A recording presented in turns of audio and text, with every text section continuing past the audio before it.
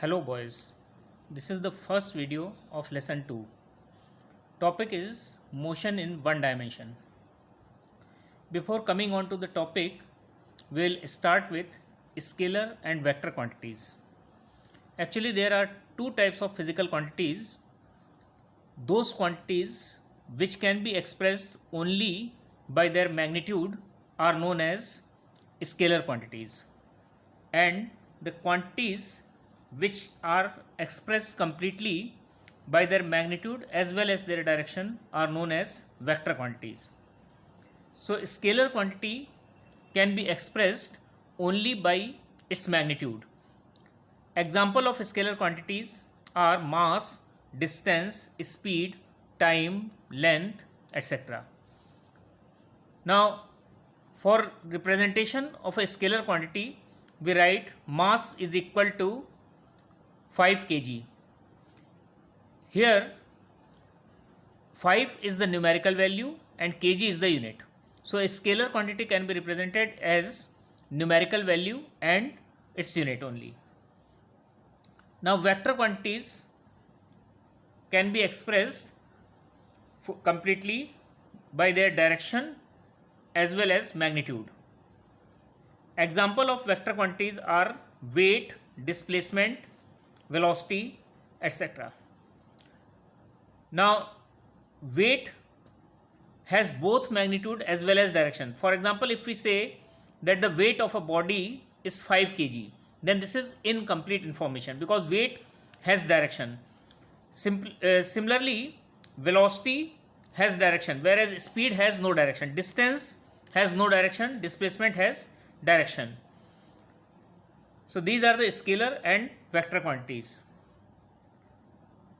Now we will discuss about the rest and motion. Actually rest and motion are two relative terms. In our universe, everything is in motion.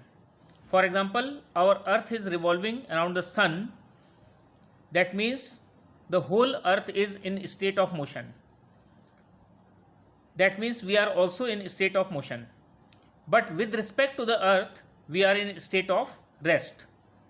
So a body is said to be at rest if it does not change its position with respect to its immediate surroundings, while a body is said to be in motion if it changes its position with respect to its immediate surroundings. Now let us consider an example. A box is kept on a table. Here the position of box remains unchanged with time with respect to its surrounding, that is table. So the box is in a state of rest with respect to table, as well as table is in a state of rest with respect to box. Now suppose two bodies A and B are moving in the same direction with the same velocity, then their position will not change with respect to each other and they are in a state of rest with respect to each other. But if their velocities are different, then their position will change with respect to each other and therefore they are in a state of motion with respect to each other. Now one dimensional motion. Our topic is one dimensional motion. So when a body moves along a straight line, then its motion is called motion in one dimension or one dimensional motion. Now to represent a one dimensional motion, we can represent it along x-axis. For example, suppose a body is moving and its position is given with respect to time. At t is equal to 0, displacement is 0. At t is equal to 1 second, displacement is 5 meter. At 2 second 20, 3 second 45 and 4 second 80 meter.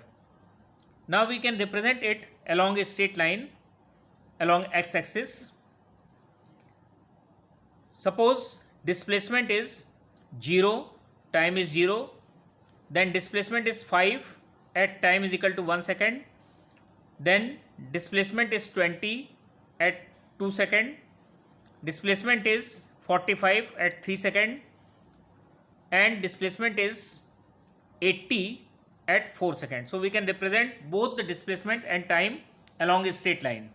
So we can represent one dimensional motion along a straight line. Now distance and displacement.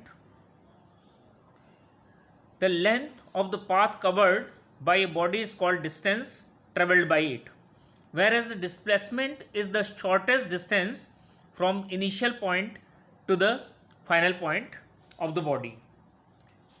So the shortest distance between initial and final position is known as displacement. Now let us consider an example. Suppose a body starts from this point, it moves along the circumference of a circle. It starts from point A and reaches to point B, which is diagonally opposite. This is diametrically opposite point B.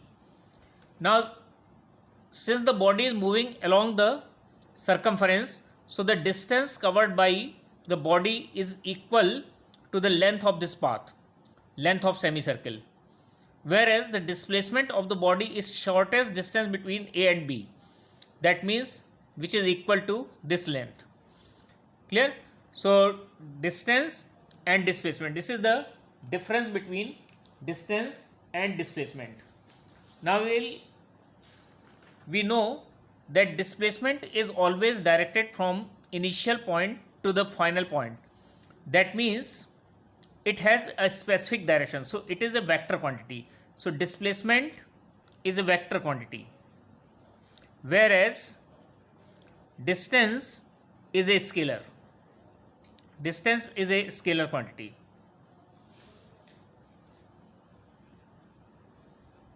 And the unit of both displacement and distance is meter. Unit of displacement is meter as well as distance is meter. So both have same unit. Now the distance of a body may be displacement of the body may be 0 when distance is not 0. For example, if body starts from point A and returns back to point A after covering one round, then the displacement of the body is 0 because initial point is A as well as final point is A. So the displacement is 0, but distance is not 0. Distance is equal to the circumference, that is, if radius is r, then you know that circumference of a circle is 2 pi r.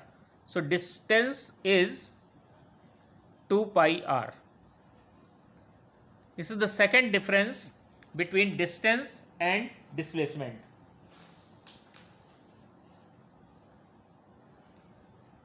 Now the distance depends on the path followed by the body, whereas displacement does not depend on the path.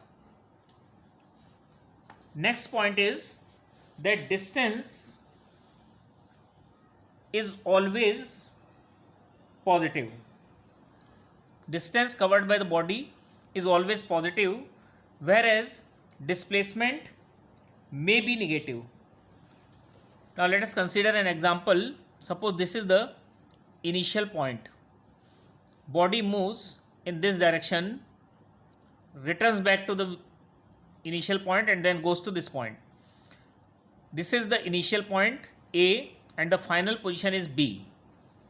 Now the distance covered by the body is equal to the length of the path covered by the body, whereas displacement is distance between initial and final position.